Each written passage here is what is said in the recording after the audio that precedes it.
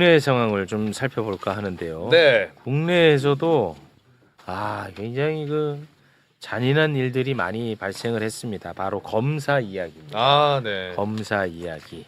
지금부터 대한민국 전문가분들과 함께 검사 이야기를 한번 해보겠습니다. 이거를 좀 대한민국 국민들이 좀 다 좀 알았으면 좋겠거든. 네. 근데 아직도 그냥 평범한 사람들, 평범한 국민들은 검사하면 그냥 뭐 수사, 자기 맡은 바 수사 잘하는 사람들이겠지. 검사가 잡아가면 다 그만큼 죄가 있겠지. 이렇게 생각해요. 아직도. 이게 안 알려지니까. 왜냐? 보도가 안 되거든. 네. 관련한 이야기 지금부터 나눠보겠습니다. 먼저 최강욱 변호사 박수로 모시겠습니다. 네. 안녕하세요. 용남, 하남, 가남이 성공했습니다. 그래요? 예, 검토하고 있대요. 검토 중이다. 그게 무슨 성공이에요? 검토는 아니죠. 검토는 다 하는 그전까지는 거지. 있는지도 몰랐나 봐요. 김용남이라는 사람이. 검토. 근데 검토로 끝날 것 같네. 네. 자, 그리고 요즘 국회에서 맹활약을 펼치고 계시는 분입니다. 와, 나도 좀 미처 몰랐는데, 진짜 이분이 엄청 똑똑하시더라고. 예. 김승원 의원님, 박수로 모시겠습니다. 저예요? 네. 네, 안녕하세요. 반갑습니다. 와, 요새 정말 많이 반하고 열심히 하고 있습니다. 있습니다. 하루에 네. 한 3시간 자면서. 와. 그죠? 하고 있습니다. 너무 네, 티가 네. 많이 나요. 우리 보좌진들도 고생하고 있는데 그죠? 오늘 네. 제 모습이 좀 졸려 보인다고. 이거 티가 하더라고요. 여기 확실히 많이 납니다. 정신 바짝 차리겠습니다. 대단히 고맙습니다. 감사합니다. 자, 그리고 검사들에게 그야말로 직격탄을 맞아서 피해를 받고 피해를 지금까지 보고 있는 분입니다. 네. 뉴스타파의 참 기자 한상진 기자 박수로 모시겠습니다. 네. 안녕하세요. 네, 오랜만에 뵙겠습니다. 오랜만에 뵙겠습니다. 네. 안 불러주셔서. 저희가 안 부르는 게 그래도 좀 근황에는 좋다고 봐야 되는 겁니다. 아닙니다. 24시간 주야 대기하고 있습니다. 알겠습니다. 조작 기소 국정조사 이야기에 앞서서 그건 이제 워낙 무거운 얘기이기 때문에 네네. 약간 좀 에피타이저 하나 준비가 되어 있는데요. 뭐죠? 요 얘기 잠깐 좀 하고 가겠습니다. 대한민국 검사는 단 한 번도 견제받은 적이 없습니다. 네. 그러니까 그렇게 일생을 살아와. 선배들도 그랬고 나도 그렇게 살고 하면 세상에 무서울 게 없는 거야. 그렇죠. 그럴 수밖에 없잖아. 네. 그러니까 나쁜 짓이란 나쁜 짓은 다 합니다. 추접한 짓은 다 해요. 윤석열 정부에서 대한민국 국가기관 수장들이 다 검사들이 갔었잖아. 맞아요. 이것도 생각할수록 열받는데. 어떻게 여기까지도 검사가 가냐? 맞아. 뭘 아냐? 그 중에 이제 한 곳이 금융감독원장 자리입니다. 이복현이. 이복현이 맞아. 이제 가끔 이제 나와서 하는 거 보면은 넥타이 메고 네. 검사고 말도 좀 조근조근해요. 네. 그래서 약간 정상처럼 보여요. 근데 추접스러운 정황이 이번에 나왔습니다. 오. 이복현이가요. 자신의 금융감독원장 업무 추진비로 미슐랭 레스토랑에서 비싼 음식을 먹고 다닌 것 같아요. 근데 업무 추진비로 1인당 3만 원까지 쓸 수가 있는 거야. 업추비로. 네. 그런데 이복현이가 다닌 곳은 1인당 29만 원이거든. 1인당 29만 원. 1인당 29만 그럼 원이야. 못 쓰네. 그럼 3만 원만 써야 돼. 네. 그러니 골치 아프단 말이야. 예. 그래서 어떻게 하냐. 인원수를 부풀려. 10명이 간 것처럼. 그렇게 보입니다, 실제로. 예. 이복현 금융감독원장 업무 추진비 내역이 이번에 공개가 됐는데요. 미슐랭 스타집에서만 쓴 내역 소개 부탁드립니다. 자, 2023년 10월 20일부터요. 2024년 2월 20일까지 결제 금액이 29만 원 이렇게 쭉 돼 있고 28만 원 돼 있잖아요. 근데 인원수는 10명으로 되어 있습니다. 근데 저 미슐랭 스타 음식점은요. MBC 기자가 직접 가서 확인을 해 보니까 네. 최대 6명까지만 들어갈 수 있기 때문에 공간이 없어, 공간이. 일단. 10명으로 예약을 하면 예약이 안 돼요. 예약이 안 돼. 네. 그리고 30만 원이란 말이야. 32만 원, 31만 원, 30만 원 그렇단 말이야. 네. 10명이 갖다 쳐. 줄 서가지고 먹었다 쳐. 예. 한 접시 먹고 나가야 돼. 한 접시. 야, 이런 추접스러운 짓을 하고 다녔더란데요. 이거 어떻게 합니까? 이 복현이. 아니 그 검사 생활하면서 배운 게 저건데 와. 윤석열이가 그 특활비 업추비 가지고서 그 검찰청에 왜 거리까지 재가면서 다니는 거 보셨잖아요. 아. 그걸로 살아가는 인생들인데. 야. 아, 진짜 추접하다는 그러면 얘기 정말. 이복현 전 금감원장은 이 업추비로 자기 혼자 가서 먹었을 가능성이 있다는 거잖아요. 그럴 그렇잖아. 가능성이 액수로 따지면. 액수로는 그렇게 보이죠. 네. 혼자 간 걸로 보이는데 네. 혼자는 안 갈 거 아니에요. 그리고 그러니까요. 보면은 혼자 가기에는 간격이 네. 다닥다닥 붙어 있어요. 그러네. 한번 뭐 다시 띄워주시겠습니까? 이거 보면은 20일에 먹고 5일 뒤에 또 먹고 5일 뒤에 또 먹고 그리고 2달 뒤에 먹고 너무 붙어 이 있는데. 혼자 이건 아닌 것 같거든. 그 점은 나는. 제가 좀 네. 어. 예. 그 점은 금감원장이 카드를 네. 몇 개를 쓸 수가 있습니다. 아니면 남의 카드를 갖고 와서 그걸 긁게 할 수도 있고. 아 그래요? 예. 이게 예전에 저희가 이제 국회에서 감사하다 보니까 모 부처 차관도 똑같은 장소에서 다른 카드가 동시에 아 그래요? 긁은 흔적이 있어요. 아 그건 몰랐네. 근데 그때는 진짜 뭐 뭐랄까 간담회라서 한 30명이 모여서 한 건데 그건 그렇게 긁은 흔적이 있더라고요. 그러니까 제가 볼 때는 이복현 원장도 그렇게 저희 국회에 업추비 그 사용량을 안 내려고 그렇게 버티고 있었거든요. 네네. 그 재판에 졌는데도 네. 근데 드디어 이제 현 금감원장이 이제 오픈을 한 거죠. 네. 그리고 보니까 저게 나왔는데 아마 다른 카드로 비슷한 시간대에 긁은 흔적이 있을 가능성이 있다. 그것까지 파야 된다. 와. 그 점을 말씀드리겠습니다. 유력한 추정이네요. 유력한 예, 추정. 예. 그게 이제 아. 자기한테 주는 카드가 있고 네. 네. 그 비서실에 주는 카드가 있고 그러니까 그 아. 비서실 운영비 이런 걸로 그다음에 임원들한테 또 나오는 카드가 있기 때문에 그 비서가 한 7, 8개를 들고 다닐 가능성이 있죠. 아니면 이럴 가능성은 어때요? 이거 갑자기 얘네들은 뭔 짓인지 할 수 있을 것 같다는 생각이 네. 갑자기 들어가고 다시 좀 띄워주시겠습니까? 이럴 가능성 없는지 한번 좀 제 생각 확인받겠습니다. 2023년 10월 20일, 25일, 30일 단골이네요. 갔단 말이야. 네. 너무 간격이 좁잖아. 거의 이진숙 빵 사 먹는 수준.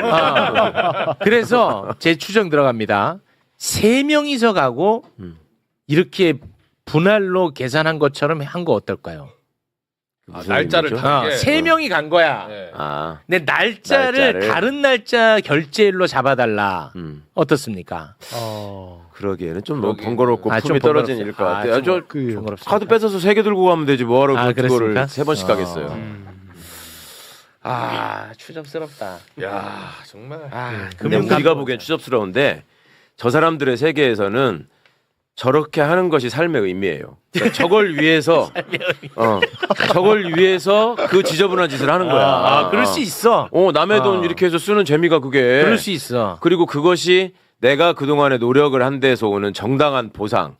그리고 내가 이 자리에 올 때까지 저 개돼지들은 못하는 여러 역량을 발휘했기 때문에 내가 누려야 되는 당연한 특권. 그렇지. 이렇게 생각 한상진 기자 너무 잘 알지 않아요? 잘합니다. 네. 웃지만 마시고 우리 너무 잘 알아. 아니, 그러니까 이런 특권을 누리려고 박상용이처럼 그렇게 애를 쓰는 거겠죠. 당연하죠. 예. 그거 조금만 저기 하다 보면 저런 게 나오는데. 뭐 그렇겠네. 예. 저희 그런 국회에서는 이제 저런 걸 주면 보좌진들과 함께 계속 검색하거든요. 이게 어디서 뭘 먹었는지를. 네. 그러니까 약간 좀 자괴감을 느끼죠. 아. 그걸 카드를 긁으면서 비싼 거 먹고 다니는 놈이 있고 그거 잘 먹고 잘 쓰고 다니는지 국회에서는 또 보좌진들이랑 같이 그거 막 보면서 하고 그러네요. 있고 아. 그리고 발견하면 너무 기쁜 거예요. 네. 이런 걸 갖다가 좀 개선할 수 있는 기회가 생기니까 뭐 그렇습니다. 알겠습니다. 근데 오늘 댓글에서는 나를 또 지지하는 의견들이 굉장히 많습니다. 여러분 대단히 고맙습니다. 네, 고맙습니다. 저에게 좀 힘 좀 실어주시기 바라겠습니다. 왜냐하면 이놈들은 뭐든지 할 놈이라고 저는 순간적으로 판단이 들어가지고. 네. 네. 미슐랭도 먹고 다니고 좋네. 자, 어제 국회에서 조작기소 국정조사가 열렸습니다. 그 내용을 들여다보면 진짜 검찰의 추악함, 포악함이 만천하에 다 드러날 텐데 보도량이 놀라울 정도로 적어요. 혹시 기자님이니까 아실 텐데 네. 혹시 이번에 어제 이거 국정조사 하고 증인으로 출석하셨으니까 네. 대한민국 언론 혹시 보셨어요? 놀라울 정도로 보도량이 없어요. 네, 일단 어제 제가 참고인으로 나가서 저도 좀 떠들었기 때문에 네. 제가 어떻게 보도가 됐는지 너무 궁금해서 그럴 수 그렇겠네. 있지. 아까 눈 뜨자마자 바로 검색을 해봤는데 기사 네. 4개인가 3개인가? 없어 없어. 네, 그게 전부였습니다.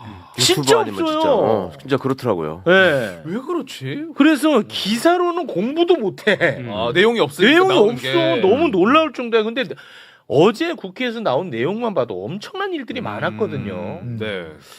그래서 저희가 한번 다뤄보도록 하겠습니다. 서해 공무원 피격 사건, 통계 조작 사건, 윤석열 명예훼손 사건, 요 세 가지를 어제 주요하게 다뤘는데 먼저 윤석열 명예훼손 사건에 대한 이야기 지금부터 해보겠습니다. 이 하나만 다뤄도 어마어마해 진짜 검사들. 와, 한 행동들이 한 지시. 진짜 엄청나다. 네. 이거. 예. 2022년 대선은 대장동 대선이었잖아. 이거를 뭐 부정할 사람은 없습니다. 네. 그래서 뉴스타파는 대선 직전에 대장동 관련 검증 보도를 합니다. 대장동 일당의 초기 자금을 마련할 수 있게 해준 부산저축은행 부실 대출 사건을 당시 검사 윤석열이 덮어줬을 가능성에 대해서 보도를 한 거예요. 네. 윤석열이 대통령 후보니까 그리고 대장동 대선이니까 너무나 당연한 보도를 한 겁니다. 그런데 이것으로 윤석열의 검찰이 나서서 허위 사실에 의한 윤석열 명예훼손이라고 하면서 기소해서 지금도 재판을 받고 있습니다. 아, 기자분들을 기소해서. 그렇습니다. 그런데 이게 2022년 얘기잖아요. 네. 지금 2026년이고 지금 와서 보면 다시 당신 뉴스타파 보도는 사실에 부합해. 심지어 사실에 부합합니다. 네. 자, 그러면 그 사실에 부합하다는 것을 일단 여러분께 보여드리고 어떻게 포괄적인 수사를 했는지 뒤에 보여드리겠습니다. 네. 아, 좋아요. 깔끔하죠? 네, 네. 당시 부산 2021년 부산저축은행 부실 대출 사건의 담당 검사는 윤석열이 맞습니다. 김승원 의원님실에서 마련한 자료를 좀 활용할게요. 네네. 네. 자, 서울중앙지검 검사 윤석열 공소장 보여주세요. 자, 맞지? 예. 공소장. 검사 윤석열은 아래와 같이 공소 제기한다. 맞지? 네. 됐죠. 자, 대장동 초기 사업자 이름이 이강길입니다. 이강길. 좀 적어주세요. 이강길. 그리고 부산저축은행 브로커가 조우형이야. 네. 조우형. 조우영. 근데 이 이강길은 조우형에게 10억을 찔러줘. 그런 다음에 야 부실하게 좀 대출 좀 받아줘. 아, 돈이 필요하니까 돈이 이강길은. 필요하니까. 네. 왜냐면 초기 사업자니까 네. 돈이 필요하니까. 그렇게 해서 불법 대출 알선을 받아요. 조우영한테. 자, 그러면은 요 상황만 봐봐. 그럼 이강길, 조우영 다 범죄자잖아. 네. 맞지? 예. 이거 검찰에서 제대로 수사했으면 오늘날의 대장동 사건은 존재하지 않습니다. 애초에. 맞죠? 네. 근데 실제로 2021년 4월 초만 해도 서울초. 당시 검사 윤석열은 야 이거 문제가 있다고 판단한 거야. 네. 그래서 브로커 조우영을 출국 금지를 시켜버립니다. 자료 좀 띄워주세요. 자, 2011년 4월 출국 금지 요청 조우형 중수 이과장 윤석열. 4월 19일에. 깔끔하지? 네. 이런 식으로 이제 수사 진행됐으면 문제가 될 게 없어요. 11년 4월. 그런데 여기서 이제 변수가 나타납니다. 법조 출입 기자 김만배. 여기서 김만배 이름이 나와요. 오케이. 김만배가요. 검사들 많이 알고 있을 거 아니야. 네, 법조 출입이니까. 그리고 검사 출신 변호사도 많이 할 거 아니야. 네. 김만배가 이 브로커 조우영에게 담당 검사 윤석열의 최측근 변호사 누구야? 특검 같이 했던 사람. 박영수 변호사를 소개를 딱 해줘 버립니다. 뭔지 알겠지? 조우영한테 박영수를. 김만배가. 예. 요거는 제 얘기가 아니고요. 조우영이 시간이 한참 지나서 훗날 검찰에서 이렇게 다 진술을 했어요. 소개해 주세요.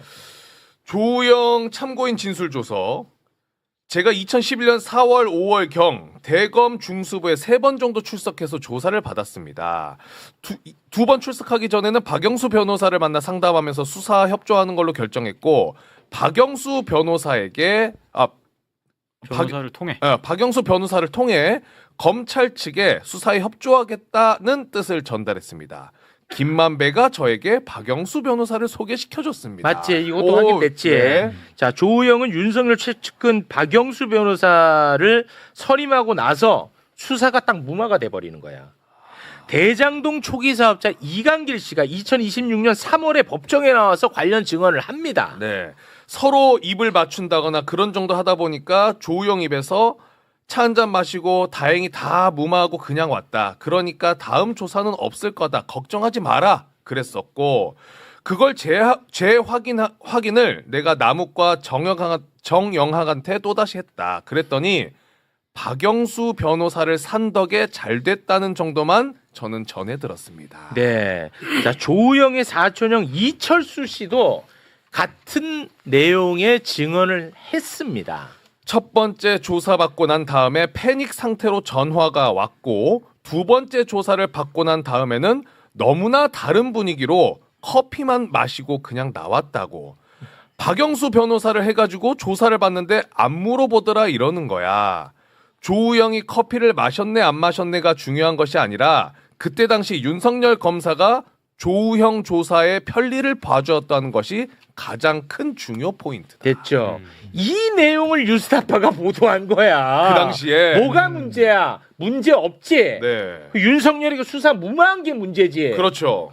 김승원 의원님 나와주세요. 어... 정리 좀 부탁드립니다. 그래서 그때 당시 그 부산저축은행에 대한 총체적인 수사가 이루어졌고 당연히 대장동 사업권도 두 번째 대출 규모이기 때문에 수사가 들어갈 줄 알았는데 아까 조우영 그 얘기 보듯이 처음 조사 받으러 갔을 때는 패닉 상태에 빠질 정도로 세게 조사를 받은 거예요. 네. 이게 이제 맛이 가갖고 이거 어떡하냐 했는데 박영수를 선임하고 가서 커피 한 잔 가볍게 마시고 오면 된다라고 해서 갔더니만 그때는 진짜 부드럽게 조사가 이루어졌고 네. 그 다음부터는 안 부르더라. 와. 그래서 조우영도 살고 이강길 씨도 살고. 그래서 실제로 기소가 안 됐습니다. 안 됐습니다. 실제로. 안 이 대목은 됐고. 진짜 공교롭게 제가 증언할 부분이 좀 있는데 있어. 김승원은 우리 집 와봤잖아요. 네. 네? 그 동네에 양지 조우영도 타운하우스. 살았고 아, 조우영. 부산저축은행 회장인 박연호 씨도 거기 살았어요. 그 박연호 씨의 부인이 조우영하고 인척 관계예요. 잠깐만 누구요? 부산저축은행 회장인 네. 박연호 씨의 부인이 회장 부인. 조우영 씨하고 인척 관계라고. 둘이 친척 사촌 누나라고 불렀어. 박연호 씨.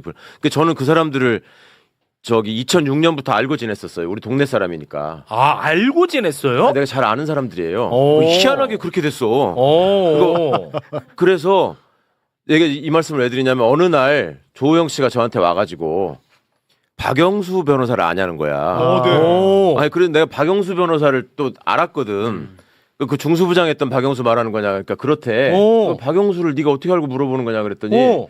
골치 아픈 사건이 있어서 사람들이 박영수 변호사를 추천을 하는데 선임하라고. 오, 대박. 수임료를 너무 많이 달라고 그래서 오. 그만한 가치가 있는 사람인지 나한테 검증을 받고 싶어서 온 아하. 거야. 오. 수임료를 1억 이상 달라고 하니까 어. 그런 사람한테는 그렇게 해서 하는 게 효과가 있습니까? 어. 사기당할 수도 있는 거잖아요. 네, 내가 네. 변호사니까 와서 물어봤던 거예요. 그래서 제가 무슨 사건인데 그러냐? 그랬더니 중수부 사건이래. 네. 그러면은 그 상황에서라면 박영수를 추천하는 게 그 업계에서는 자연스러울 거다. 근데 결과에 대해서는 장담을 못하지만 그 사람들이 통상 그렇게 요구한다. 걔들의 생태계에서. 오. 그렇게 얘기한 적이 있었거든. 와. 그러고 나서 얼마 있다가 이제 내 동네에서 봤을 거 아니야 또. 그래서 괜찮아? 그랬더니 아, 잘 됐어요? 이렇게 하는 거야. 오. 그때 얘기해 주죠. 조우영 씨가. 공범이네? 도와줬네. 공범이네? 아니 내가 근데 그런 일이 있어서 와. 아니 그럼 그 2011년도네요. 그때 일이야. 그 2011년 이야. 그러고서 잊고 살았는데 저 일이 터질 때 초반에 네. 조우영이 등장할 때 내가 머릿속으로 저 변호사가 박영수였나 그러면 그걸 봤더니 박영수인 거야. 와, 이 대박 사건이야. 진짜 황당했어요. 좀 아다리가 맞나? 근데 정말 아기가 맞아. 조우영 씨가 박영수한테 1억 6천을 줬습니다. 1억 6천. 와. 네. 착수금 5천, 성공보수금 뭐 1억 천에서. 사실은 엄청 싸게 먹힌 겁니다. 억대를 달라고 했던 말이랑도 네. 아다리가 그렇지. 맞네요. 네. 와, 이 말이 되는 나라냐는 거야. 야. 아니, 이거 윤석열이가 그래서 이놈들 풀어주는 바람에 대장동 일당이 활기를 칠 수 있었던 그러네. 건데 이거를 보도를 한 거야 그냥 이분은. 뭐가 문제야 뭐가. 그러네. 근데 최홍이 한 가지만 네. 더. 그 이강길 조우영이 어쨌건 부산저축은행 대출을 받아서 그 대장동 땅에다가 묻어둔 거 아닙니까? 계약금이니 뭐니 해서 네. 그 돈이 사실 부산저축은행 피해자들 돈이거든요. 맞아요. 그게 제대로 수사를 했으면 그게 회수가 돼서 맞아요. 그 피해자들한테 갔을 텐데 네. 그걸 안 해갖고 지금 그들이 누린 이익이라든가 또 부산저축은행 살리느냐고 들어간 혈세가 어제 봉지욱 기자께서 얘기했지만 5천억입니다. 5천억. 와. 윤석열이가 대장동 부실대출, 불법대출 묻어둠으로써 와. 거기에 추가 투입된 그렇죠. 혈세가 뭐 총 5천억이에요. 그러니까 저게 정말 어마어마한 나쁜 짓을 한 그 거는 조우영이 대장동 말하자면 그 천화동인의 주주냐 아니냐 이것도 쟁점이잖아요. 육호, 네. 예, 육호. 6호에 네. 그것도 저는 확실하다고 생각하는 게 우리 동네 그 개발업자가 조우영이었거든. 그래서 거기 살았던 화이트하우스 거거든요. 거기. 예. 근데 그거 하고서 그 다음에 이제 무슨 프로젝트 하냐 너네 그랬더니 대장동을 할 거라고 했었어요 나한테. 그래서 무슨 돈으로 하냐고 그랬더니 아니 부산저축은행 자금이 있으니까 그걸로 저희는 하면 돼요 이러는 거였어. 와. 근데 대장동이라는 이름을 내가 그때 처음 들어본 거예요. 그래서 대장동이 어디냐? 그때 성남에 있대 대장동이. 성남에 대장동이라는 데가 있으면 그럼 뭐 소장동도 있냐? 내가 그렇게 물어본 기억이 있거든. 그랬더니 기억이 있나 보네.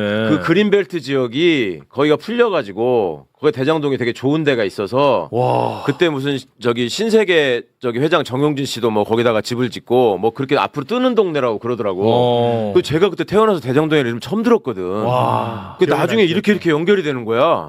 이분은 진짜 검찰계의 포레스트 검프야. 그러니까 진짜 이해하지 않아. 와, 진짜 대단합니다. 아, 내가 생각해도 진짜 내가 윤석열이하고는 정말 진짜 알겠네. 윤석열이 사건은 다 들어가 있어. 재밌다. 고발사주 들어가 있지, 도이치모터스 들어가 있지, 다 들어가 있어, 다 들어가 있어. 양평만 못 가봤네. 와, 재밌네. 자, 너무 당연한 보도를 한 겁니다. 그리고 잘된 보도야. 그럼요. 이거 상 받아야 되는 보도야. 네, 네. 사실 대선 후보자 검증을 위해서 꼭 필요한 보도였어요. 그렇습니다. 자, 그런데 이럼에도 불구하고 명예훼손 사건으로 대대적으로 윤석열의 검찰은 수사에 들어갑니다. 이제부터가 이제 시작입니다. 네. 네. 말도 안 되죠. 이것은 뉴스타파 기자들 그리고 뭐 봉지욱 뭐 이름도 이상한 봉지욱 요런 기자들을 혼내주기 위해서 대대적으로 벌인 것이 아니고 이것 또한 당시 이재명 대표를 잡기 위해 꾸민 일로 보입니다. 이게 굉장히 중요하거든요. 맞아요. 그게 핵심. 2023년 2월 윤석열의 검찰은 이재명 대표를 대장동으로 잡아놓으려고 했으나 체포 동의안이 부결되면서 여기서 꺾여버립니다. 그러자 윤석열의 검찰은 여기서 포기하지는 않을 거 아니야. 네. 야, 이렇게 우리가 죽을 수는 없다. 대장동도 계속 더 살리면서 이 건을 이재명하고 봉지욱이라든지 뉴스타파 이런 기자들이 같이 합작을 해가지고 모의한 걸로 모의를 해가지고 지금 거짓 프레임으로 여론 형성을 하려고 한다라고 하면 힘을 더 받을 거 아니야. 네. 그래서 시작된 게 이 명예훼손 사건으로 보는 게 타당합니다. 맞아. 맞죠? 네, 맞습니다. 근데 제가 말씀 듣다 보니까 네. 이게 남의 사건 같아요. 아니 내가 제일 잘하는데. 아니 내가 제일 모르고 여기 계신 분들이 아니 여기 앵커 아니 앵커께서 아니 제가 종종 이제 이 건 가지고 여기저기서 얘기를 좀 해달라고 연락을 받는데 앞으로는 대신 나가시고 아 그래서 저도 너무 이게 중간중간 말씀하실까 싶어서 이렇게 뵈면 이렇게 봤거든요. 근데 표정이. 너무 그런 일이 있었어. 듣게 되네요. 이게. 들어올 부분이 또 맞아요, 있을 맞아요. 겁니다. 네. 네, 됐죠. 네. 자, 그런데 지금부터는 그러면 얼마나 이제 검찰이 폭력적으로 요거를 이제 수사를 했는지 좀 살펴보겠습니다. 묶어가지고. 예. 먼저 2022년 대선 당시에 민주당 후보는 이재명 후보였잖아요. 네. 이재명 후보 캠프에서 대장동 관련 대응 TF 같은 게 있었어. 네. 거기서 일을 했던 사람이 있어요. 네. 바로 김우철이라는 사람입니다. 처음 듣죠? 네. 처음. 김우철이라는 사람도 이 명예훼손 사건에 엮어가지고 검찰이 엄청나게 괴롭혔어. 나는 이거는 어제 처음 들었거든요. 어제 국회에 나와서 이분이 증언을 하는데 이거를 꼭 봐야 돼. 왜냐? 나도 이렇게 당할 수 있는 거야. 김우철이 유명한 사람도 아니잖아요. 네. 그렇습니다. 네. 아무도 모르잖아, 김우철. 걸리면 그냥 이렇게 박살 나는 거야. 영상으로 보겠습니다. 저는 윤석열 명예훼손 혐의로 그 당시 압수수색을 당했는데 압수수색 영장에 나오는 김만배, 허재현, 진학림, 조우영, 이철수 이런 분들을 첫 번째 조사에서 그분들 전화번호도 없고 통화 내역도 전혀 없다는 걸 검사가 다 확인했거든요. 그러면 당연히 빨리 수사를 종결해야 되는데 10시에 가서 새벽 4시, 5시까지 6번이나 2년 동안 조사받았어요. 포렌식 하면 거의 몇십만 건 사진이나 파일이 나오지 않습니까? 그걸 전부 다 소명을 다 해야 되고 핸드폰에 있는 한 9,000명 그 사람들 통신 내역 조회 전부 다 해가지고 사돈의 8촌까지 전부 통신 내역 조회했어요. 내 동생 결혼식 때 내 처음 받는 재수 씨 친정 오빠 그런 분들은 30년 동안도 본 적도 없는 사람들 다 통신 내역 조회해가지고 사돈 민주당이 있으니까 내 이렇게 피해 당한다고 전부 다 인간관계 이간질 시키고 제가 2년 동안 국회 정책연구위원 2급으로 있었습니다. 제가 무슨 도주하고 한다고 출국 정지 시켜가 아파트에다가 딱지표 한 달이 멀다 하고 붙이고 말입니다. 아무도 책임지지 않아요. 윤석열 정권에서 제가 무혐의 처분 받았지만은 누구 한 사람 미안하다 전화한 사람 있습니까? 제 어머니 지금 90 앞두고 계신 분 침실까지 전부 다 압수수색 수사관 3명이 들어가가지고 조사하고 속옷도 다 뒤지고 서랍장까지 뒤지고 그래가 이게 무슨 민주공화국이에요 이게? 무혐의 받았어. 윤석열 정권에서 제가 무혐의 받은 사람이에요. 언론이 지금도 유튜브에 들어가서 쳐보세요. 조영 씨 이런 분하고 저 통화 한 번 한 적도 없어요. 이철수 제보 현장에 제가 있은 걸로 해가 정치공작 기획했다고 지금도 유튜브 다 퍼나르고 있어요. 보수 언론에. 이거 듣는데 소름 끼치는데 진짜. 진짜 눈물 납니다, 저는. 김우철 위원님은 당직 생활도 오래 하셨고 국회에서 저 분야에서 굉장히 말하자면 산전수전 겪으신 분이에요. 전문위원으로. 저는 저 양반 보복당한 거 아닌가 싶은 생각도 들어요. 예전에 제가 변호사 시절에 무슨 이명박 때 왜 총리실 민간인 사찰 사건 이런 것도 있었잖아요. 그 사건 수사 기록이나 이런 거를 이제 제가 갖고 있잖아요. 변호사니까. 네. 그러면 그런 거 이제 입수하기 위해서 백방으로 노력하시고 그런 걸 내가 되게 저분한테 전달했거든. 그러니까 검찰의 약점, 검찰의 비리 이런 것들에 대해서 굉장히 말하자면 그런 천착을 해오신 분인데 보복성으로 저렇게 하지 않았을까 싶은 생각도 있어요. 아마 저도 이제 저분을 알고 지낸 20년이 넘었는데 저분이 사실은 민주당 내에서 굉장히 중요한 국회의원 한 번도 해보신 적이 없고 당직자로만 일을 하셨지만 민주당과 관련된 주요한 사건 때마다 자료를 정리하고 뭔가 분석을 하고 이런 걸로는 아마 민주당에서 탈주점을 부려하는 분일 거예요. 그 말이 맞잖아요. 그래서 그동안 검찰하고 특히나 부딪힐 일이 굉장히 많았었고 아마 이분과 관련된 작은 단서라도 있다는 걸 확인한 뒤에 검찰이 매우 아마 흥분하고 좋아했을 걸로 저는 추정이 되고 드디어 잡을 수 있다. 네, 드디어 잡을 수 있다. 왜냐하면 지난 20몇 년 동안 민주당에서 굉장히 중요한 역할을 했는데도 불구하고 털끝 하나 못 건드렸던 분이었거든요. 그래요? 근데 이제 저런 일을 당하신 거죠. 저는 이거 어제 그 자리 아니었으면 또 아예 모르고 그냥. 맞아요. 그러니까 네. 김우철 어떻게 보면 이제 전문위원에게 검사들이 이재명, 송영길과의 연결고리를 찾으려고 그렇게 이것저것 다 두시고 또 수사할 때도 계속 이재명, 송영길 불어라.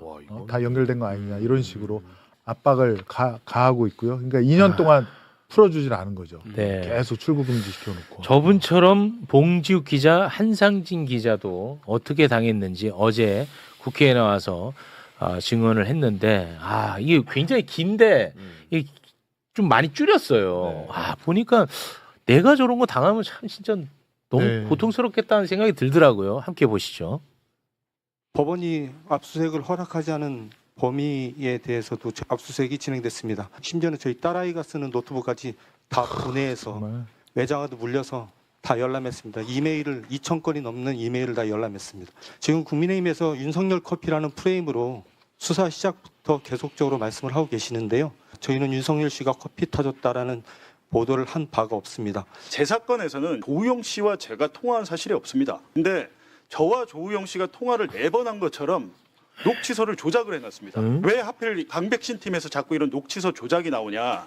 이 부분에 대해서 저는 반드시 이제 수사를 해봐야 된다고 생각을 하고요. 강일민 검사가 당시 강백신 밑에서 저희에 대한 이제 압수수색을 제 휴대전화 3대를 집에서 이제 가져갔다가 4개월 후에 제 휴대전화를 돌려주면서 제 휴대전화에 있는 전자정보 삭제 폐기 확인서를 주게 돼 있습니다. 근데 그나마 저희가 기자니까 그거라도 준 거지 일반인들한테는 그거 주지도 않더라고요. 근데 제 휴대전화를 돌려주고 당신 휴대전화 정보를 모두 다 지웠어라고 하면서 동시에 제 휴대전화 3대 중 1대에 대한 전체 전자정보를 압수해 갔습니다. 영장 없이. 강백신 팀에서 다 이루어진 일입니다. 이창주 수사관, 중앙지검 반부패 수사관 나와 계신데 저희 집에 아침에 새벽 4시부터 기다렸대요. 제가 초등학교 6학년 딸아이 학교 데려다 주려고 나왔더니 8시 한 30분경에 저희 아파트 복도 엘리베이터에서 저를 기다리고 있다가 저한테 검찰 수사관증을 보여줍니다. 그래서 제가 알겠다. 아이를 그러면 일단 학교에 보내야 되니까 같이 가자. 안 된대요. 그래서 어떻게 하냐 그랬더니 부인한테 데려다 주라고 해요. 그래서 집을 문을 열고 현관문을 들어가서 부인한테 애를 좀 데려다 줘라. 지금 압수수색이 들어왔다라고 얘기를 했는데 그거를 말을 못하게 합니다. 들어가서. 그래서 제가 영장이 있냐고 그랬더니 영장이 없대요. 영장이 없이 저희 집 문을 개폐해서 못 닫게 강제로 잡고 결국에 저희 애는 걸어갔죠. 학교를 늦었겠죠. 제가 수사관과 신랑이 한 모든 모습을 저희 초등학교 6학년 딸이 다 지켜봤죠.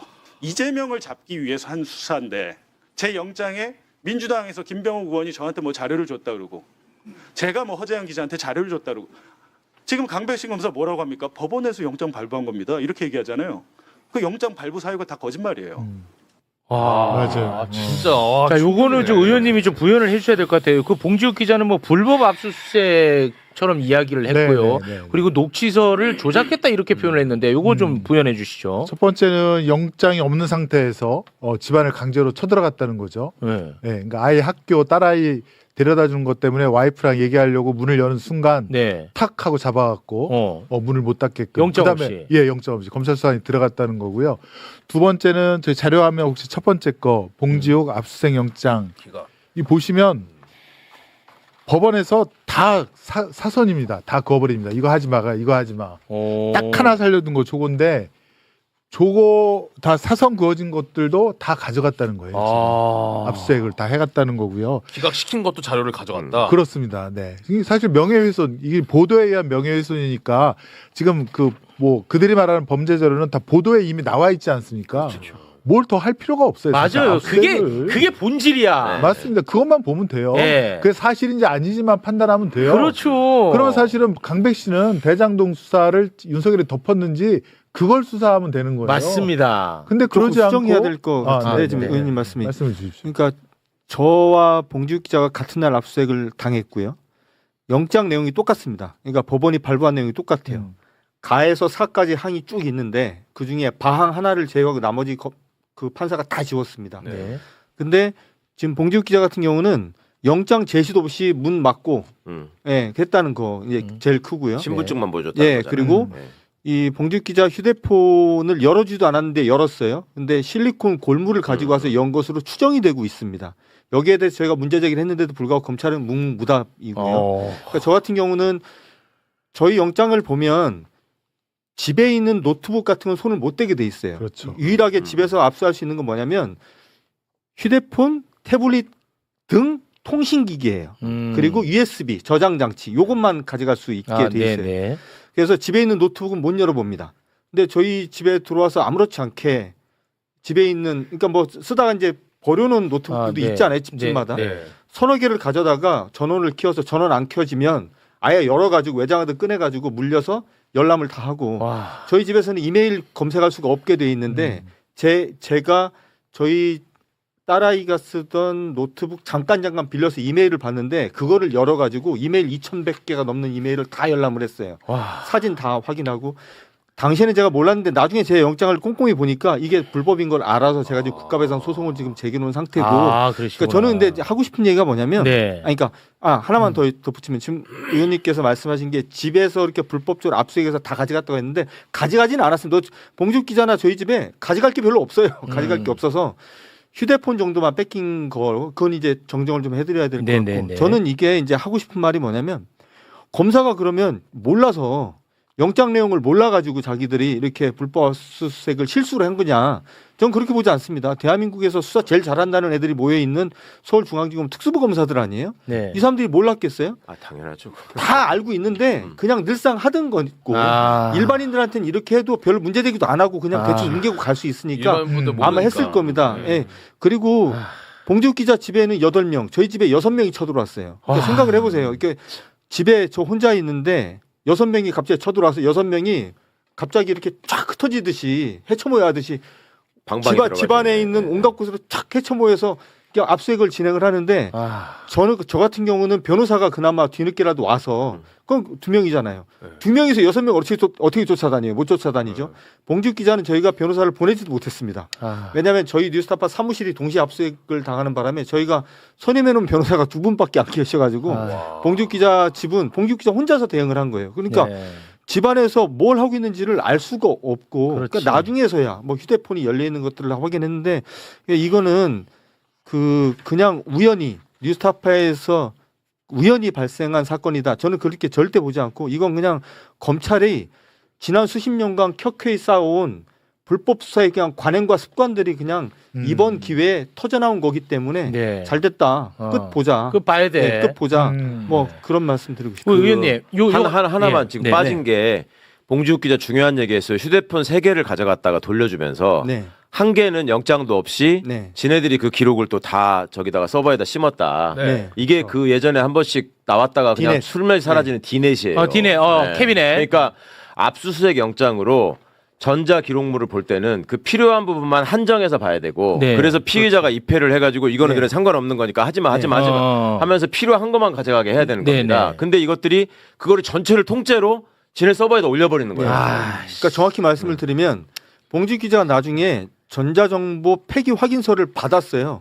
근데 한 장을 더 준 거예요. 보니까 폐기 확인서를 봉지욱 기자에게 교부해 준 날 다시 압수된 서류를 하나 주는 거예요. 그러니까 뭔 말이냐면 휴대폰을 가져갔잖아요. 그래서 열어서 포렌식 끝났어. 그럼 남아있는 이제 전자정보를 폐기를 하죠.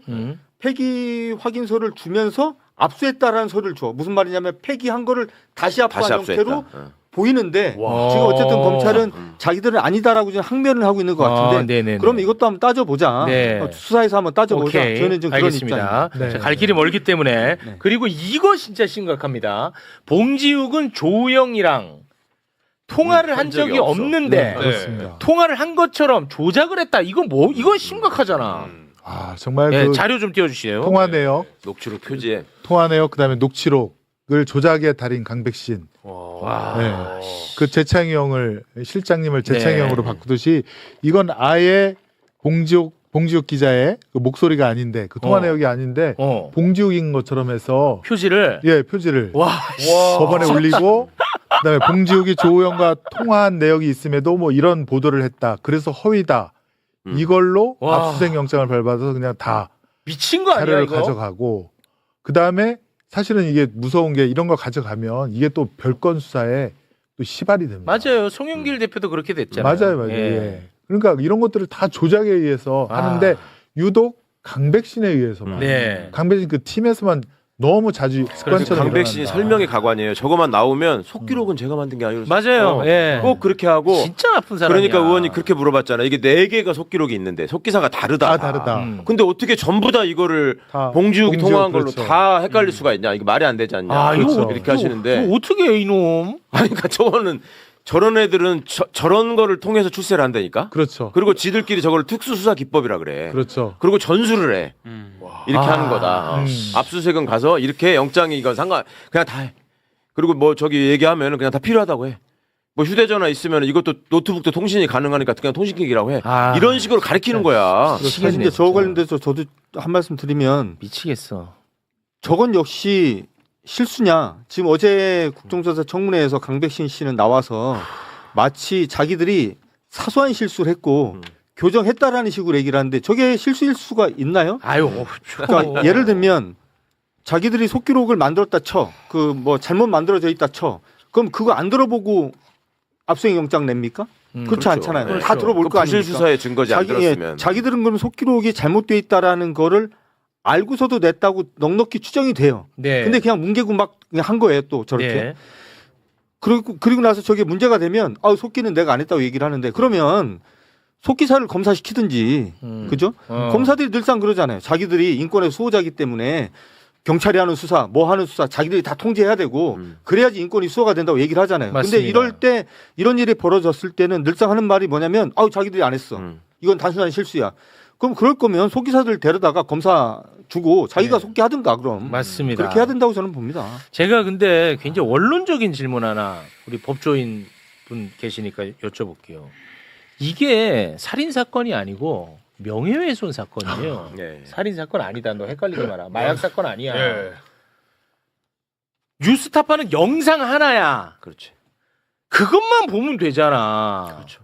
아니 명예훼손 사건을 이렇게까지 대대적으로 투입해가지고 막 압수수색하고 뭐 이거 자체가 너무 이런 경우가 있어요? 이런 경우는 거의 없고요. 지들이 생각할 때 이게 시체말로 자기들끼리 용어로 지들끼리 돈 되는 사건. 그러니까 이거 했을 때 위에서 알아주고 출세하는 데 도움이 되는 사건에만 합니다. 근데 이거를 일종의 뭐냐면 이렇게 무력 시위를 통한 사전 제압 수단으로 쓰는 거예요. 네. 상관없는 거를 압수수색 영장은 대충 너도 법원이 발부해 준다는 걸 다 알고 있기 때문에 이런 것도 쟤네들 전수되는 수법이에요. 그렇게 압수수색 영장을 발부받아서 압수수색을 했다 그러면 별거 아닌 것도 일반인들이 볼 때는 한상진 기자가 그냥 기자인 줄 알았더니 나쁜 사람이었구나 맞아요. 이런 인식을 심어주고 네. 그다음에 압수수색을 하게 되면 그걸 가지고 또 기사를 막 또 만들어낼 맞아요. 수 있습니다. 예. 예. 그렇게 해가지고 사전에 사람을 그냥 이상한 사람 만들어버리는 수법으로 지들이 타겟팅한 거에 대해서는 늘 해왔던 수법이죠.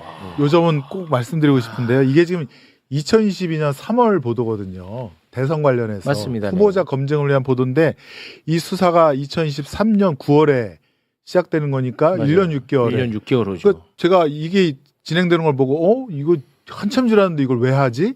그래서 처음에는 대장동 건이 사실 윤석열이 그 수사 덮은 거 아닙니까? 네. 윤석열이 그때 특수직무6이라고 해서 징역 1년 이상 되는 그런 죄를 저지른 거거든요. 중죄죠, 중죄. 네, 그래서 이거를 덮으려고 하나라고 저는 처음에 생각을 했어요. 네네. 근데 나중에 보니까 9월 14일 그 한상진 봉지욱 기자 압수수색하고 18일 날 우리 이재명 당대표에 대한 체포 동의안을 제출한 거예요. 영장을 지금 청구한 거예요. 그래서 이게 이재명 대표가 목적이었구나. 그래서 그걸 역산해서 돌려보니까 8월 28일 날 검찰에서 대북 송금 사건 수사를 빌미로 이재명 대표를 나오라고 합니다. 수사받으라고. 8월에. 아까 최호 앵커께서 말한 그 2월 달에 대장동 건으로 실패했잖아. 한 거 실패하니까 네. 대북 송금으로 이번 나와라. 그렇죠. 그러면서 이 9월 2일부터 조선일보가 이 대장동 건을 보도하면서 바로 대통령실에서 이게 뭐죠? 대선 공작 게이트라는 표현을 쓰면서 맞아. 딱 하명을 하고 9월 7일 날 강백신 검찰 수사팀이 꾸려지고 그다음에 바로 이 기자님들에 대한 압수수색 들어가고 그다음에 우리 이재명 대표에 대한 영장 청구되고 네. 이재명을 잡기 위한 그런 수순이었구나. 빌드업으로 보인다는 겁니다. 예. 그러니까 저는 이제 저희 사건 관련돼서 제일 안 잊혀지는 장면 중에 하나가 2023년 9월 1일 이 사건이 이제 공개적으로 시작이 되는데요. 네. 그날이 금요일입니다. 9월 4일 월요일 날 아침에 눈을 떠서 조선일보 일면을 딱 봤는데 거기에 공작 이제 허위 보도 저기 대선 공작 예, 게이트. 대선 공작 게이트를 하나의 그 기사만 보면 앞으로 한 1년 동안 진행되는 검찰 수사에 청사진이 그려져 있는 기사였어요. 제가 이 기사를 딱 보고 난 다음에 우리 사건이 어디로 가겠구나라는 걸 제가 알게 됐었던 그 장면이 기억이 나고 두 번째는 조선일보. 저희가 2024년 7월 8일 날 기소가 됐고 며칠 있다가 이제 공소장을 받았는데 제가 이제 워낙 큰 사건이 시작이 됐으니까 저희 직원들 모여서 이제 공소장 같이 막 볼 거 아니에요. 네. 제가 공소장을 보다가 제 옆에 있는 후배한테 제일 첫 번째 했었던 말이 전 지금도 기억나요. 야, 우리 얘기는 어딨어? 이 얘기. 이 얘기를. 공소장을 읽는데 아무리 읽어도 뉴스타파 얘기가 없어요. 처음에 시작할 때부터 그냥 이재명. 그 주로 보면 처음에 시작할 때 두 번째 장인가 세 번째 장부터 이재명의 공산당 프레임부터 나오기 시작해요. 공소장에. 네, 그러면서 중간중간에 뭐 어떻게 되냐면 아무 증거가 없는데 그 이재명 그리고 민주당과 뉴스타파가 작당 모의한 뭐 이런 식의 그림이 쭉 그려져 있으면서 거기에 이래 보인다 저래 보인다라고 계속 구성이 돼 있어요. 추측. 그러다 한참 한 30페이지 가까이 넘어가니까 드디어 뉴스타파 얘기가 나와. 그래서 이제 제가 그랬어요. 야, 우리 얘기 나온다 이제. 이게 저도 이제 기자 생활하면서 수많은 공소장 뭐 사건 기록 봤지만 저 이런 공소장 처음 봤어요. 그래서 약간 비현실적이라고 느꼈어요. 아. 그래서 제가 이제 어제도 청문회에서 사실 하루 종일 진행되는 청문회에 좀 지루하잖아요. 그래서 뒤에 앉아서 참고인석에 앉아서 한참 이것저것 생각을 하다가 그런 생각이 갑자기 떠올라서 제가 이제 그 발언 기회가 생겨서 김성현 의원께서 발언 기회를 네. 주셔서 제가 그런 말을 했는데 생각해 보니까 과거 군사 독재 정권들은 군사 정권들은 자기가 도움을 받겠다, 자기가 공격당하지 않겠다라는 목적으로 언론을 탄압했어요, 그죠? 자기를 위해서 언론을 직접적으로 탄압을 합니다. 근데 가만 생각을 해보니까 윤석열이는 자기 정적을 제거하기 위해서 언론 탄압을 수단으로 쓴 거예요. 최소한 그 전에는 언론 탄압이 목적이었어요. 근데 이거는 나를 탄압한 게 얘한테는 수단에 불과한 거예요. 나를 죽이기 위한 게 아니고 내 입을 막는 게 문제가 아니고 맞아. 정적을 제거하고 정치권을 재편하기 위해서 그냥 언론 그리고 언론 탄압을 수단으로 쓰는 거예요. 제가 그래서 그런 표현을 썼는데요. 죄질이 매우 불량합니다. 맞습니다. 이자들은. 네. 그래서 제가 이거는 끝을 봐야 한다. 좋습니다. 네, 그 생각이 좀 반드시. 들었습니다. 죄질이 매우 불량한 강백신. 네. 그런데 어제 나와가지고 본인은 잘못한 게 하나도 없습니다. 이 관련 지금 저희가 아. 들은 이 내용 관련해서 예, 아주 짧게만 저희가 준비를 했는데 그래서 뭘 이 사람을 뭐 고쳐 쓴다든지 뭐 사과를 요구한다든지 이런 거는 진짜 사치다잉. 있을 수 없는 일이고 강백신이 잠깐 보겠습니다. 윤석열의 심기 경호를 위해서 검찰 조직이 흥신소로 전락했어. 윤석열의 하차업체로 전락한 겁니다. 왜 이런 수사를 했습니까? 전혀 그렇지 않습니다. 증인의 영달을 위해서 저는 대통령의 심기 경호를 위해서 충실하게 하였을 뿐입니다. 검찰 조직을 상납한 겁니다. 윤석열 이거 창피하지 않아요? 부끄럽거나 창피한 일 한 적 전혀 없습니다. 부끄러움을 알면 인지를 안 했겠죠. 부끄러움을 아시기 바랍니다. 소리 안 지르네. 알만한 사람한테 얘기를 해야지. 저 어떻게 하면 저렇게 될 수 있을까가 진짜 그러니까 이게 이제 내가 이렇게 해도 나는 뒷배가 든든하다라는 자신감이 있어야지 저게 일부나마 이해가 되실 거예요. 그렇죠. 보통 사람 같으면 저럴 수가 없잖아요. 그렇죠. 아니 쫄리죠. 눈앞에서 봉주욱이 서 있는데 봉주욱 기자 조우영도 있는데 그렇지. 통화 안 했다고 그러는데 녹취록이 나왔는데 나오지. 카메라에 지금 중계되고 있지. 그 보통 사람 같으면 이럴 일이야. 그리고 왜 내가 저럴까? 죽이려고 했던 사람이 대통령 됐지. 그렇지. 근데 이제 윤석열이가 감옥에 갔는데도 왜 저러냐 이렇게 많이 말씀하시는데 강백신이가 저기서 무슨 생각을 할까? 제가 추정하기에는 거기 앉아 있는 국힘 의원들이 보이는 거예요 눈에. 네. 내 다음 자리는 저기야. 그럴 수도 있고. 아니 뭐 유상범이네 곽규택이네 뭐 권성동이네 옛날에 검찰 시절에 뭐 했는지 다 알아 걔들이. 주진우가 뭐 했는지 알아. 한동훈이가 뭐 했는지 알아. 그 내 다음 자리는 저기야. 당신들 지금은 이러지만 나중에 봅시다. 뭐 이런 생각이 있는 거고. 기왕 여기까지 온 김에 이제 나는 파이팅으로 가야겠다. 그렇지. 여기서 물러나는 순간 나는 저 자리로 가는 길만 늦어질 뿐이야. 이 생각이 더 앞서는 거고. 그 다음에 검찰 개혁 한다고 뭐 어쩌고 하지만 검찰 개혁. 또 어찌어찌 해서 우리가 수사권 약간 남겨가지고 또 후배들이 복수해 줄 거야. 또 살아간다. 그리고 뭐 윤지당 정권이 영원히 가겠어? 좀 지나면 다시 복구하는 거야. 맞아. 이게 하나 있는 거고 그 자신감이 또 역사적 배경이 있습니다. 제가 보기에는. 그 뭐가 있냐면 제가 특검 다녀와서 이 악의 뿌리가 정말 넓고 깊다라는 얘기를 하더라라는 말씀을 드렸잖아요. 방첩사가 지금 한 짓거리가 기무사가 만든 계엄령 문건, 과거에 전두환이가 했던 쿠데타를 바탕으로 해서 지금 시나리오를 만들어 한 것 같거든요. 제가 보기에는. 그러니까 그 수십 년 동안 이어내려온 얘들의 전통이 있는 거야. 네. 아까 안상진 기자가 이런 공소장 처음 봤다고 하셨는데 80년대, 70년대 그런 공소장이 흔했어요. 시국 사건에서. 그러니까 유시민 같은 사람을 예를 들어서 간첩으로 만들어야 될 때 배우의 문익환 목사가 있다 이런 식으로 할 때 쓰던 수법이야 저게. 앞에부터 공산당 얘기 쓰고 몇십 장을 쭉 쓴 다음에 그 사람 얘기는 나중에서 세상에 불만을 안고 이런 말에 현혹돼가지고 이렇게 한 거다라는 식으로 나온다고요. 그게 그대로 살아있는 거예요. 그 유전자가 지금. 이게 끔찍한 겁니다. 검찰청 없애. 알았지? 그래, 검찰청 어떻게든 없애요. 우선 질의하기 전에 봉지욱, 한상진 두 기자 참고인 발언대로 좀 나와주시겠습니까? 저는 2022년 3월 대선 직전에 후보자에 대한 검증에 관해서 사실적인 그리고 공익적인 보도를 한 두 기자에 대해 1년 6개월이 지난 다음에 갑자기 윤석열의 명예를 훼손했다라고 하면서 이건 대선을 앞둔 정치 공작이다 이런 프레임으로 어마어마한 수사와 인권 탄압을 했던 그런 사안에 대해서 질의를 드리고자 합니다. 상기시켜 보시면 이게 지금 2023년 9월 1일 검찰이 신학님 전 언론노조 위원장을 압수수색하면서 조선일보가 갑자기 김만배 기획 신앙님 실행 허위 인터뷰라는 보도를 냈고요. 그다음에 9월 4일 국회 이동관 방통위원장이 이것은 방심위에서 모니터하고 엄중 조치를 하겠다. 그다음에 9월 5일 대통령실에서 희대의 대선 정치 공작 사건이다라고 규정을 하고 9월 5일 국회에서 권성동 국힘당 의원이 뉴스타파 보도는 선거 공작이다 이렇게 말을 하자 한동훈 장관이 수사에서 엄정하게 책임을 물을 것. 또 같은 날 방심위에서는 뉴스타파 보도를 인용한 방송사 심의 처벌하는 민원 70건이 접수된 후에 바로 일주일 후에 긴급 안건으로 상정을 의결했고요.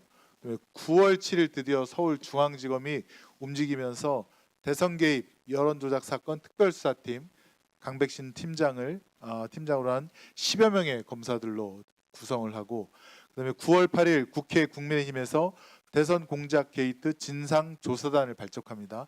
유희동 의원이 단장이었는데 9월 12일 방심위에서 드디어 4개 방송국 6개 프로그램에 대해서 1억 4천만 원 아마 이게 그 방심위 설립된 지 가장 많은 그런 과징금을 부과하고 드디어 9월 14일 중앙지검에서 뉴스타파 사무실과 여기 두 참고인인 한상진 봉지욱 기자의 집을 압수수색을 합니다. 결론적으로는 9월 19일 이재명 당시 민주당 대표에 대한 체포 동의안을 제안하고 그다음에 9월 21일 체포 동의안의 의결까지 이게 정광석화처럼 아주 그냥 파도처럼 밀려오고 정신없이 몰아쳤는데요.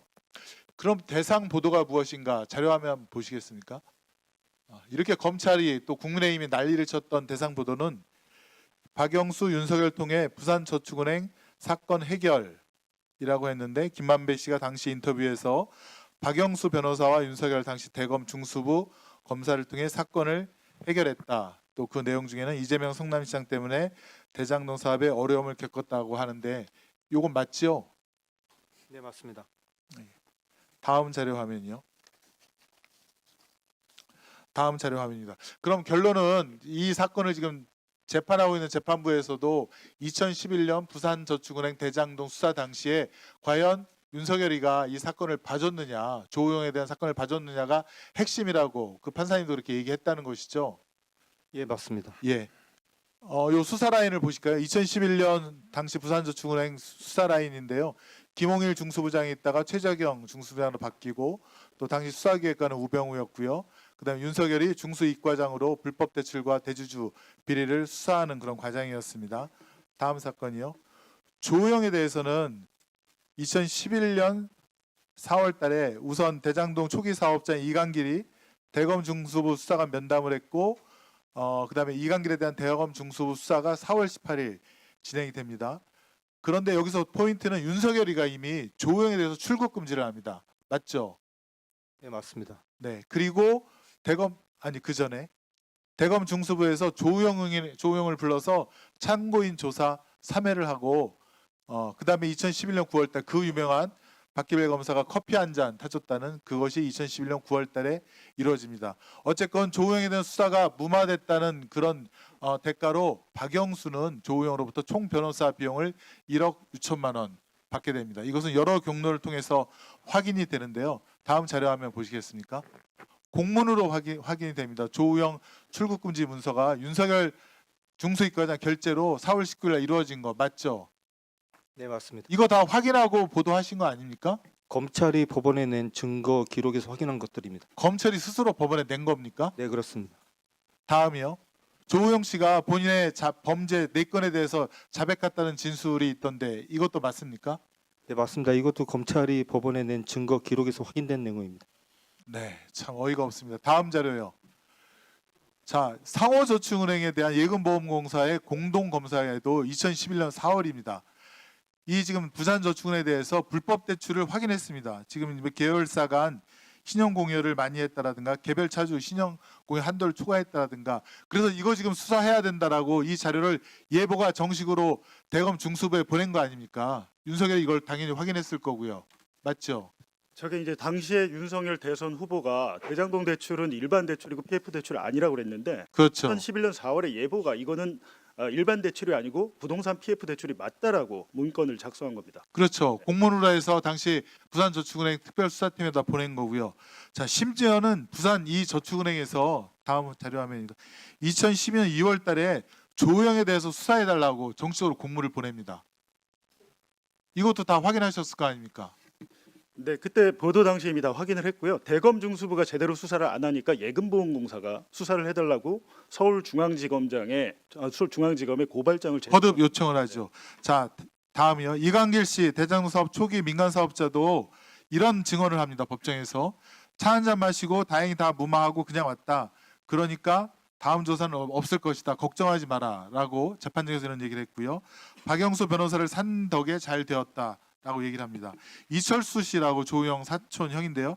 마찬가지로 법정에서 2026년 3월달에 첫 번째 조사를 받고 난 다음에 조우영이 패닉 상태로 왔는데 두 번째 조사를 받고 난 다음에 너무나 다른 분위기로 커피만 마시고 그냥 왔다. 윤석열 검사가 조우영 조사의 편리를 봐주었다라고 한 것이 포인트다라고 했고요. 조우영 씨 본인도 2021년 11월 달에 이런 얘기를 합니다. 본인이 2011년 4월, 5월경 대검 중수부에 3번 정도 출석해서 조사를 받았다. 박영수 변호사에게 수사에 협조를 하겠다는 그런 뜻을 전달받고 김만배는 저에게 박영수 변호사를 소개시켜줬다. 이런 것들을 모두 다 확인하고 검증한 다음에 보도를 했는데 뭐가 윤석열에 대한 명예훼손이고 뭐가 대선 공작이라는 것인지 그냥 참고인들께서는 어이가 없었을 것 같은데 여기에 대해서 부가에서 더 뭐 하신 말씀이 있습니까? 제가 알고 있기로는 결국에는 참고인을 향한 공소장에는 이재명 당대표가 160번이 언급된다고 제가 들었습니다. 결국 대검은 강백신의 특별수사팀은 참고인을 잡기 위한 최종 목표가 아니라 이재명 당대표를 구속시키기 위한 그 경로로서 참고인들에 대한 강압수사를 한 거 아니겠습니까? 대장동 사건의 뿌리는 2011년 조우영 불법 대출 수사 무마에 있습니다. 김만배가 박영수 변호사를 통해 윤석열 당시 검사에게 청탁했고 결국 수사가 덮였죠. 이 일이 제대로 됐다면 오늘날 이 사태까지 오지 않았을 겁니다. 대장동 수사 무마 라인과 이재명 끼워넣기 정치 공작이 법정에서 낱낱이 드러났습니다. 검찰의 언론 탄압도 결국 진실 앞에 무너졌죠. 이 사실이 언론에서 덜 다뤄지는 게 오히려 더 문제입니다. 더 많은 내용이 궁금하시다면 구독과 좋아요 부탁드립니다.